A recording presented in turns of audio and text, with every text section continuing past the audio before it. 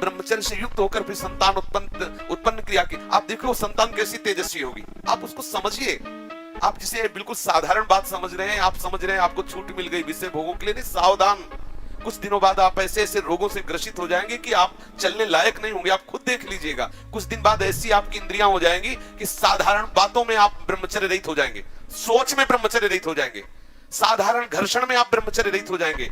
ऐसी स्थितियां आती हैं जिनमें मतलब कितनी दुर्दशा हो जाए, चाहे वो स्त्री शरीर हो चाहे पुरुष शरीर। ऐसा नहीं कि केवल ब्रह्मचर्य पुरुष शरीर के लिए, दोनों के लिए ब्रह्मचर्य है।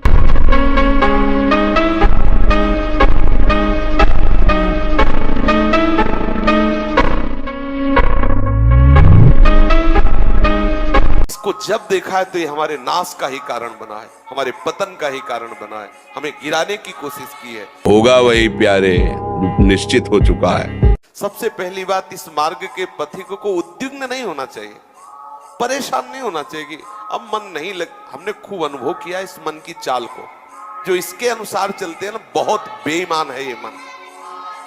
सदैव हमको गिराने की ही कोशिश की, कभी उठाने की नहीं की।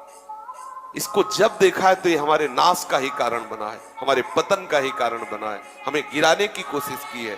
गुरु प्रदत्त विवेक के द्वारा इसको जब पकड़ पाए, समझ पाए, ओहो इसकी तो चाल ही है।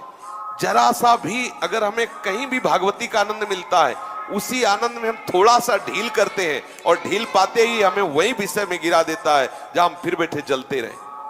एक क्षण के विषय संयोग को कई कल्पों तक नरक पहुंचाने की रचना रच देता है। बहुत विजय, क्षण सुख लागी जन्म सतकोटि, करोड़ों जन्मों को बिगाड़ दे, ऐसे ऐसे कर्म करवा देता है।